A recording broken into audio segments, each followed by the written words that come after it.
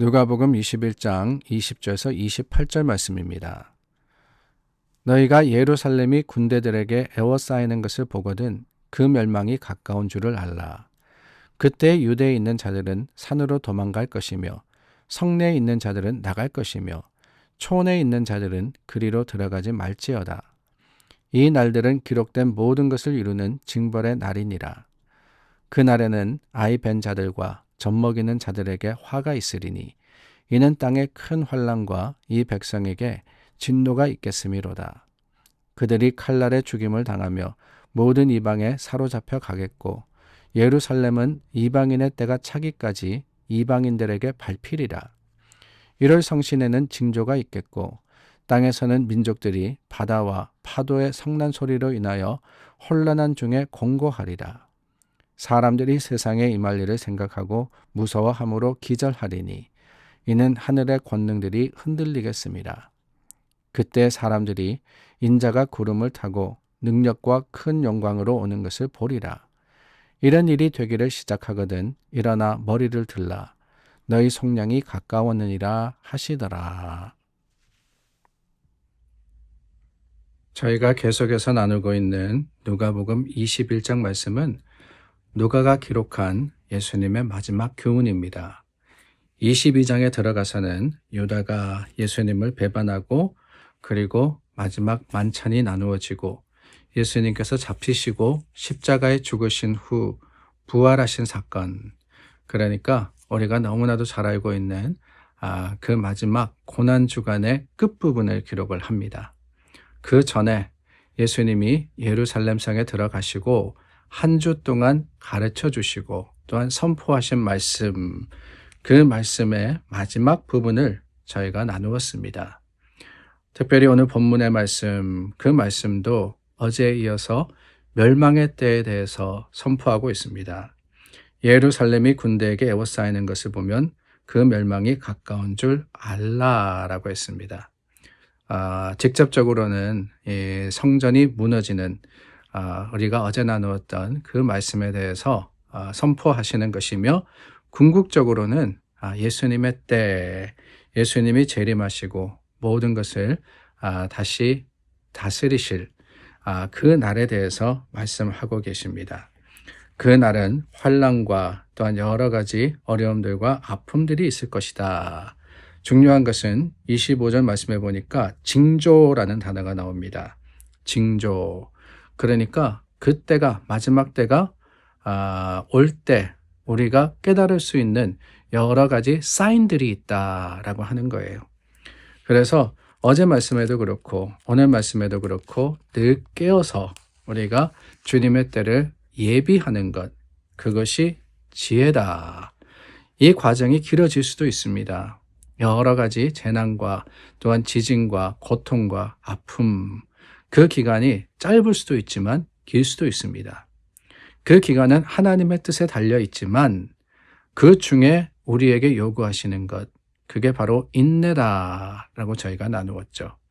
인내로서 주님의 시간을 준비해야 하는데 오늘 말씀도 예수님께서 이 환난과 또한 인자의 다시 오심, 그때 그 시간을 준비하는 지혜를 가르쳐주고 계시는 거예요. 27절 말씀해 보니까 인자가 구름을 타고 능력과 큰 영광으로 오는 것을 보리라.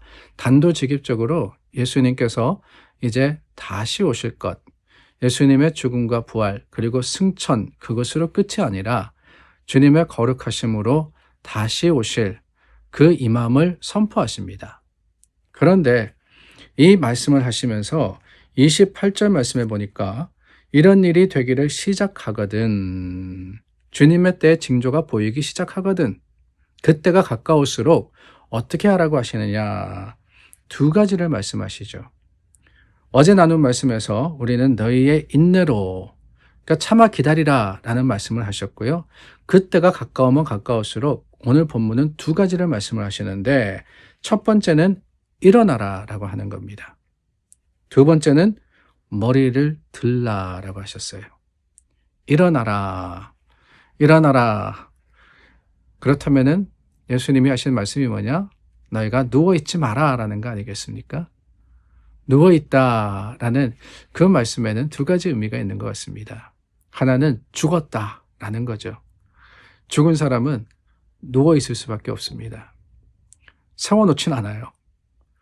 누워있는, 그러니까 영적으로 죽은, 거기서 깨어나라라고 하는 것이지요. 예수님께서 그 마지막 때가 가까우면 가까울수록 더욱더 우리는 일어나서 하나님의 일을 감당하고 산 자로서 주님께서 맡겨주신 사명을 다해야 된다라고 하는 겁니다. 그러니까 영적으로 죽어 있어서는 안 돼요. 그 영적으로 죽었다라고 하는 그 두 번째 의미, 누워있다라고 하는 그 두 번째 의미가 연결되어 있다라고 생각이 되는데, 그것은 다름이 아니라 게으르다라고 하는 것이 아닐까요? 우리가 그런 이야기 하지 않습니까? 소처럼 누워있다라고 말입니다. 밥 먹고 그냥 누워 하루 종일 뒹굴뒹굴한다, 게으르다라는 뜻이죠. 마지막이 가까울수록 그렇습니다. 우리는 게으름 피울 여유가 없습니다. 주님의 시간이 멀지 않았기 때문에 내게 맡겨주신 시간, 그 주님의 때가 이제라도 올 수 있지만, 그렇지 않고 하나님께서 인내하신다면은 주님이 우리를 불러가시는 그 날에 이르기까지 여러분 그다지 많이 남지 않았어요. 거의 대부분 인생의 반을 지나서 이제는 마무리하는 그런 시간을 살아가고 있는 게 저와 여러분 아닙니까? 그러므로 게으르지 마라 라고 하는 것, 그게 일어나라 라고 하는 것이 아닌가라는 생각을 해봅니다. 근데 일어나 뭐라 그러셨어요? 머리를 들라라고 했습니다. 머리를 들라. 머리를 든다라고 하는 것도 두 가지 의미가 있다고 생각이 됩니다. 하나는 부끄러운 일이 있을 때 머리를 숙이게 되어 있습니다. 우리가 뭔가 잘못했을 때 고개를 숙이죠. 근데 이제는 들라라고 하십니다. 왜 그렇습니까? 하나님이 우리를 구속하셨기 때문에, 하나님께서 우리에게 주신 약속이 있다는 거예요. 그러므로 우리가 우리의 삶 여전히 죄악되지만은 부끄러워서 고개 숙일 것이 아니라 이제는 고개를 들고, 또한 두 번째 의미가 있습니다. 머리를 들라. 머리를 들면 뭐가 보여요? 하늘이 보입니다. 땅을 살아가면서 우리는 늘 이 세상만 바라보면서 내가 무엇을 이룰까, 무엇을 할까, 무엇을 얻을까 라고 생각하지만 마지막 때는 그런 때가 아닙니다. 마지막 때 여전히 땅에 뭔가 떨어져 있지 않을까, 돈이라도 있지 않을까, 그렇게 살아갈 것이 아니라 하늘을 보고, 주님 오실 때 어떻게 온다 그랬습니까? 영광 가운데 임하리라 라고 했습니다. 27절 말씀에 특별히 구름을 타고 라고 하셨잖아요. 물론 이것은 이 비유적인 표현입니다. 하나님이 그냥 이렇게 일시에 나타나실 수도 있고, 또한 예수님이 어떤 그 거룩하심으로 임할 수도 있다라고 생각이 됩니다. 어찌 되었든 간에 중요한 게 뭐냐, 주님의 오실 때를 주의 깊게 살펴보라는 거예요. 준비하라는 겁니다.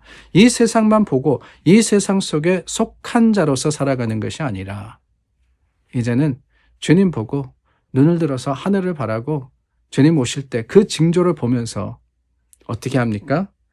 속량이 가까워하느니라. 속량이라는 것은 영어로 하면 redemption입니다. redemption은 값을 치르고 사는 것을 뜻해요. 예수님께서 우리의 모든 죄값을 치르시고 이제는 그 구원을 완성시킬 날이 오기에 오늘 우리는 준비된 자로서 살아가야 하는 겁니다. 여러분 준비되셨습니까? 주님 오신다면은 준비된 자로서 하나님 앞에 부끄러움이 없이 설 수 있습니까? 오늘이 그 마지막 기회일 수 있습니다. 주신 날 하나님의 뜻과 그 계획 가운데 주님의 거룩하심으로 예비된 자가 될 수 있기를 간절히 소망합니다. 기도하겠습니다. 참 좋으신 주님, 주님 오실 때가 멀지 않았기에 우리 일어나 하늘을 봅니다. 주님께서 고개를 들고 주님의 때를 예비하라고 하셨듯 오늘도 우리에게 주어진 시간과 그 모든 일들이 하나님 앞에서 주님이 기뻐하시는 바른 일들이 될 수 있도록 주님 앞에 최선을 다하는 우리 모두가 되게 도와주시옵소서. 예수님의 이름으로 기도드립니다. 아멘. 주님의 때가 멀지 않았습니다. 그 때를 예비하는 지혜가 저와 여러분들에게 있기를 바랍니다. 기도하겠습니다.